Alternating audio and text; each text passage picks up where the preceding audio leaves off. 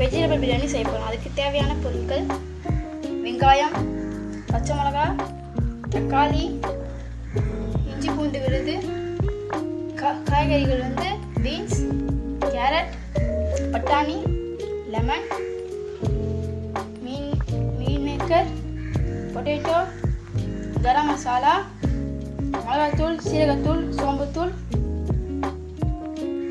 புதினா. இப்போ நம்ம பாஸ்மதி ரைஸ் எடுத்துருக்கோம்.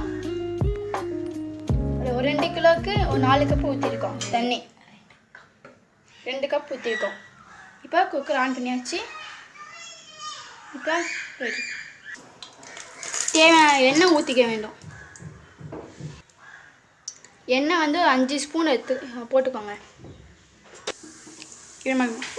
கரம் மசாலா போட போகிறோம். ஒன்று. இப்போ வெங்காயம் போடணும். கரம் மசாலா போட்டப்போ வெங்காயம் போடணும். ஒரு 4-5 முந்திரியை போட்டுக்கணும். அப்போ ஒரு நல்லா கலரணும். வெங்காயம் நல்லா இப்போ வதங்கியாச்சு. நம்ம இஞ்சி பூண்டு பேஸ்ட்டு ஆட் பண்ணுறோம்.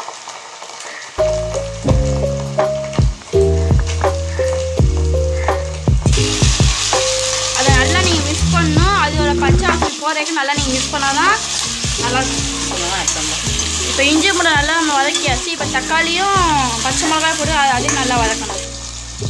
பார்த்தீங்கன்னா தக்காளி ரொம்ப வதங்கிடுச்சு, நல்லாவே வதங்கிடுச்சு.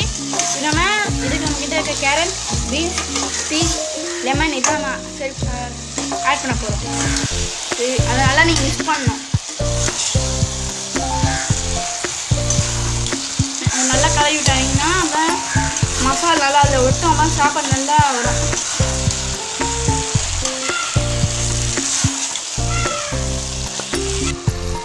காய்கறிக்கு தேவையான சால்ட்டை போட்டுக்கணும், தேவையான அளவு. இப்போ மீன் மேக்கரை ஆட் பண்ணிக்கோங்க. தேவையான கொத்தமல்லி, கருவேப்பிலை,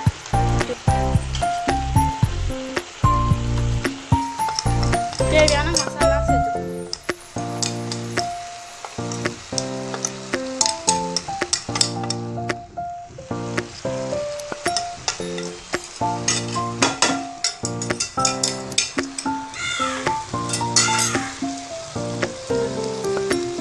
இப்போ நல்லா மிக்ஸ் பண்ணணும்.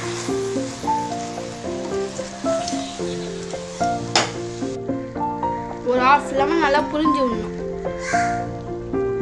ஊற வச்சிருக்கிறது நம்ம ஊற வச்ச தண்ணியவே அந்த மெஷர்மெண்ட்டுக்கு ஏற்ற மாதிரி தேவையான அளவு தண்ணி ஊற்றிக்கணும்.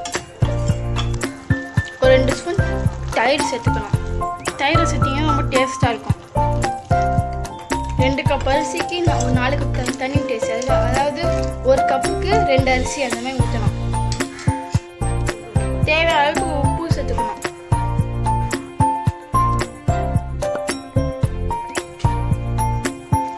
தண்ணி அதை கொதிச்சு நம்ம அரிசி எடுத்து அதில் போட போகிறோம். நல்லா மிக்ஸ் பண்ணிட்டு உப்பு செக் பண்ணி ஒரு நல்லா மிக்ஸ் பண்ணிட்டு நல்லா மிக்ஸ் பண்ணிக்கோங்க. அப்புறமா ஒரு 2 விசில் வரைக்கும் வெயிட் பண்ணுங்கள். வெயிட் பண்ணி வச்சிட்டிங்கன்னா பிரிஞ்சி ரெடி ஆயிரும்.